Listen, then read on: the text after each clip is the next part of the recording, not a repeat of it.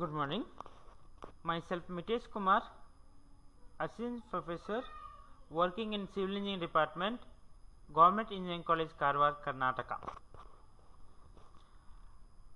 On International FDP on Environment and Sustainability, organized by D.Y.P. Patil College of Engineering, Akurdi, United Nations Education, Scientific and Cultural Organization, UNESCO Chair on Open Technologies for Open Education Resource and Open Learning, then University of Novy Gorizh.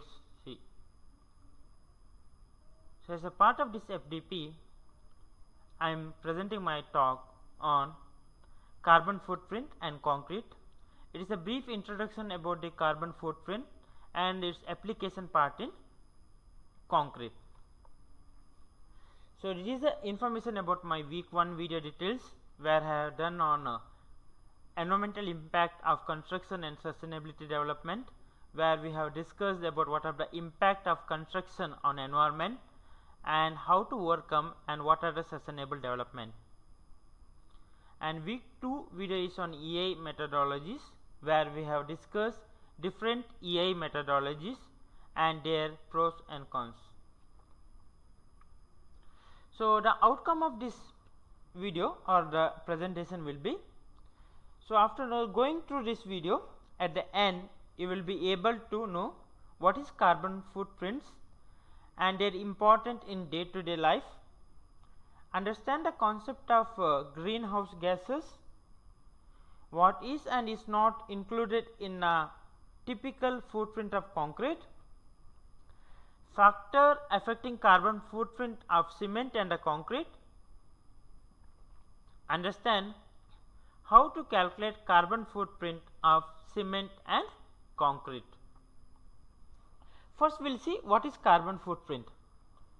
Carbon footprint has historically been defined as the total set of greenhouse gases emission caused by an organization, event, product or a person. It is nothing but sum of the greenhouse gases emitted by an objective or by a different activities. It may be a man directly included or indirectly. It is probably an extension of the concept of ecological footprint developed by the ecologist Williams in early 90s. Actually, carbon footprint came to picture in 2005 by the media campaign. So, actually carbon footprint is the sum of total greenhouse gas produced to directly or indirectly support of human activities, and it is usually expressed in equivalent term of carbon dioxide. So, it is nothing but sum of carbon dioxide emitted, and it is measured or calculated for the time period of a year. So, let us see in our day to day activities, 1 kg of carbon dioxide will be carbon footprint will be generated when if you travel a 6 kilometer, which a car will give average of 7.3 liters petrol per 100 kilometer, and if you travel a flight with 2.2 kilometers, etc. For example, if you use a laptop for 32 hours, it will generate a 1 kg of carbon dioxide. So, what is GHG? GHG is nothing but greenhouse gases are those that can be absorbed and emit infrared radiations. So, the greenhouse gases are carbon dioxide, methane, nitrous oxide, hydrofluorocarbons, perfluorocarbons and sulfur hexafluoride. You know how we will get a carbon dioxide, that is transportation, fossil fuel combustion, coal and crude oil, and methane agriculture activities, natural gas system and landfill. Landfill means will dispose of sewage or sludge or waste in the land, which will undergo chemical decomposition and which will result in the production of methane. So, the main effect of greenhouse gases are classified in two types. One is the climate change and depletion of the resources. Actually, climate change is the ultimate effect of large carbon footprint. So you may be seen that in last 2 decades we have seen the impact of climate change, increase in the temperature, and uncontrolled rainfall, change in the monsoon seasons, etc. So these are the main result of the climate change, and also rise in the temperature. The depletion of resource, the large carbon footprint depletes resource on large and small scale from a country's deforestation activities to one homes, increased use of air condition. Not only deforestation, even using of air condition also is a result of depletion of the resources. So concrete is nothing but a mixture of cement, aggregate and a binder. So in last 2 decades there is tremendous industrial growth, infrastructure development are happening in throughout the world. So that resulted in utilization of the concrete, which resulted in how it impacted on the environment we will see in coming slide. So how will calculate carbon footprint? Actually the carbon footprint and their calculation have recently drawn considerable attention in order to limit greenhouse gas emission. In the online several footprint calculators are available, which can be used of emission of an individual, household, based on house or auto and other consumption related measures. But there are a limited number of calculations that address only construction activities and a project. Has a greenhouse gas reduction goal of 37% below BAU, that is business as usual, by 2030. The construction industry is recognized as an anti-environmental industry for mass consumption or mass waste. Thus, members of the industry are requested to make an effort to transform it in an environmental friendly industry, because construction industry include lot of activities, resources and extraction of the material. So that is resulting lot of environmental impact. In the previous presentation we have seen that the environmental impact of various construction activities. Concrete, a common construction material, is known to emit large amount of environmental hazardous waste during the process related to its production, construction, maintenance and demolition. So we will see what is the process in the concrete, what is the life cycle assessment. Before that, in 2019 the world cement production generated around 7.2 billion tons of carbon dioxide, equivalent to 14% of the global total. So what I told is the carbon cycle life assessment of concrete. So it is drawn to cradle to gate and cradle to grave. See, for for production of the concrete I required a cement. Again, for cement manufacturing I required a raw material like lime and all. Lime will be used 2 times the material, and also cement processes involved clinkering, heating, burning process. Usually in clinker process will contribute around 40% and burning process will contribute around 50% of carbon emissions. Also we will cement, water, aggregate, then transportation of the raw material into the source, then manufacture of the concrete.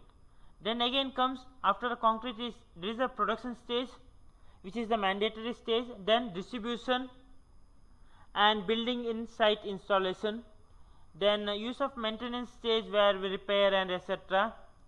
Next one is dismantling or demolition. So demolition stage also include carbon emission, then dispose of the waste. This is the life cycle of a concrete. A system boundary was established for the life cycle carbon dioxide emission evaluation of concrete.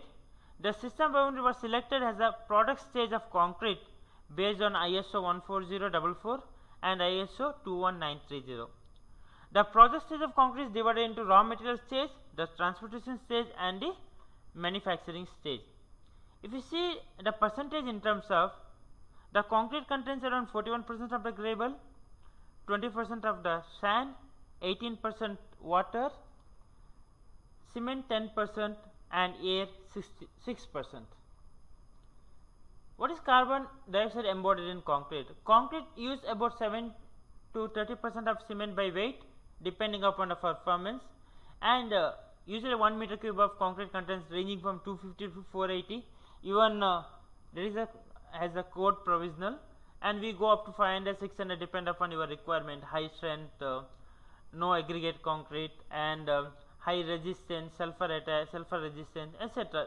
Based on our high density concrete. So depend upon your requirement. As a result, approximately 100 to 500 kg of carbon dioxide embodied for every cubic meter of the concrete. So I will take one example with I use normal cement for production of the concrete, then I use GGBS, then I use fly ash. So we can see that how the other pozzolanic material which will reduce the carbon emission.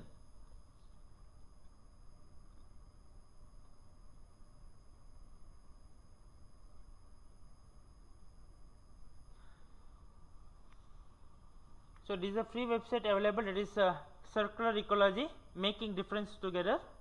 The concrete embedded carbon footprint, it is a calculator where you have to fill your data.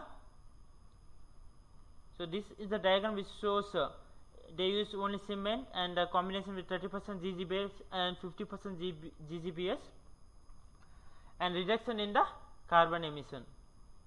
So I will take one example now.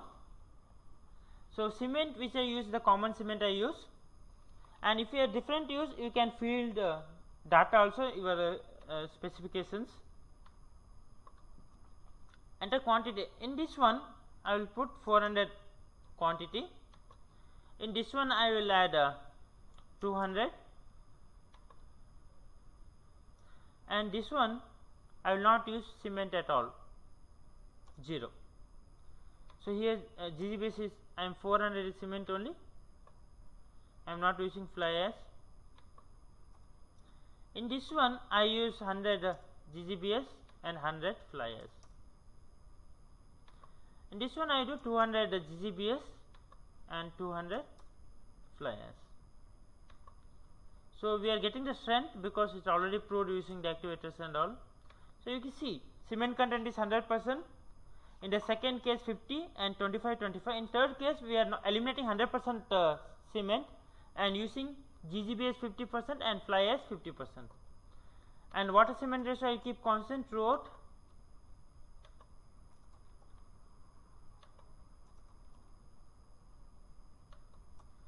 For understanding easily, I am keeping remaining constant, so you can see that easily the different parameters.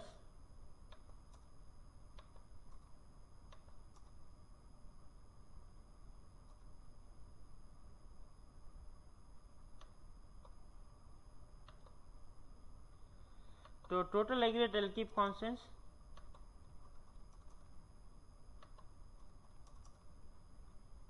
And I am directly going for concrete, and it is in situ, and traveling distance I give 50 kilometers, transportation distance constant.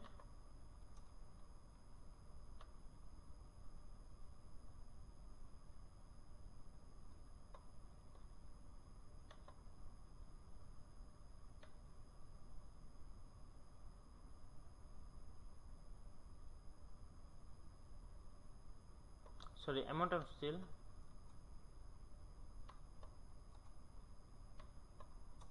Constant,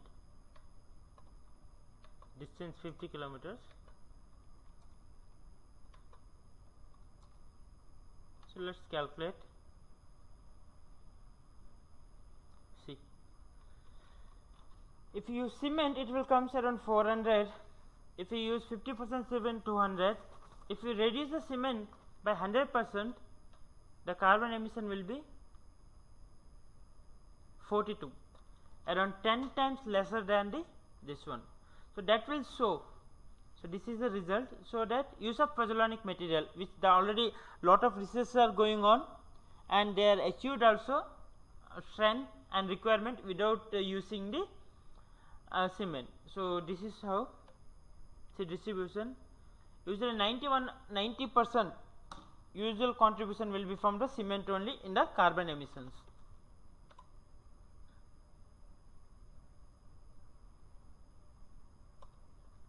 So we can reduce the emission by using the other pozzolanic material which are the industrial waste. So, what is cement industry doing to reduce greenhouse gases? Actually cement industry at the first was tackled the issue of climate change. Since 1975, the cement industry has reduced the emission by 33%. The PCI members adopted a voluntary code of conduct, that is principles, performance measures and reporting protocol to support the cement manufacturing engineering. Sustainability programs. By the year 2020, the industry plans to voluntarily reduce carbon emission by 10%, energy use by 20% and cement clean dust by 60%. They are below the level of 1990 baseline.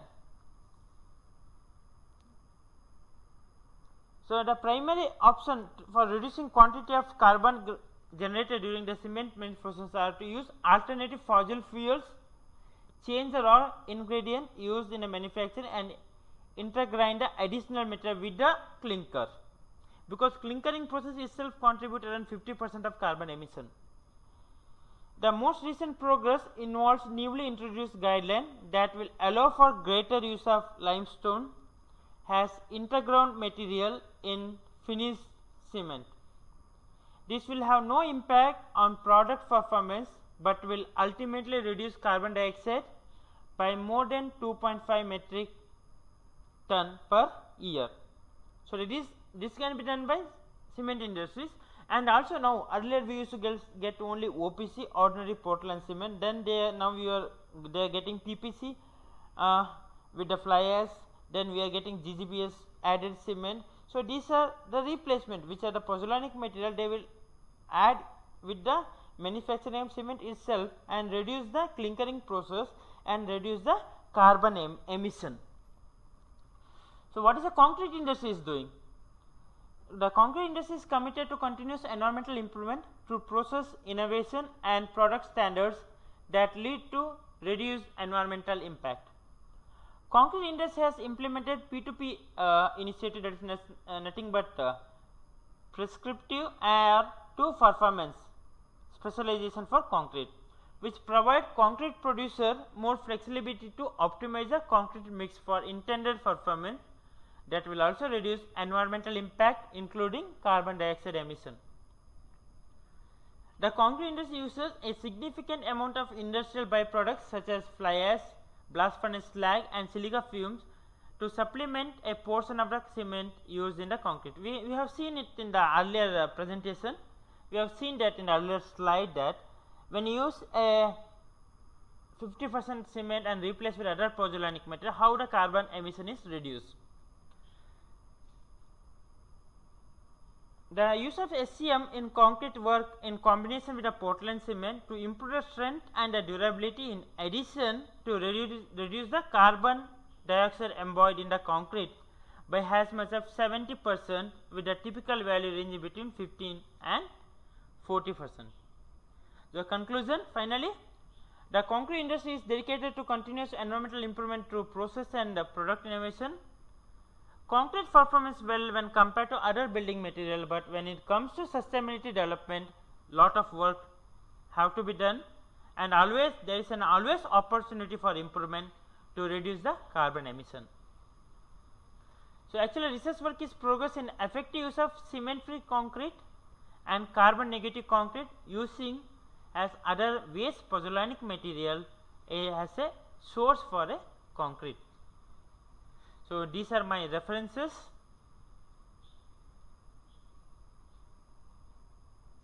Thank you, and I would once again thankful for the organizing committee for this wonderful FDP, which enriched my knowledge, and all the speakers are very nice, and thank you once again everyone.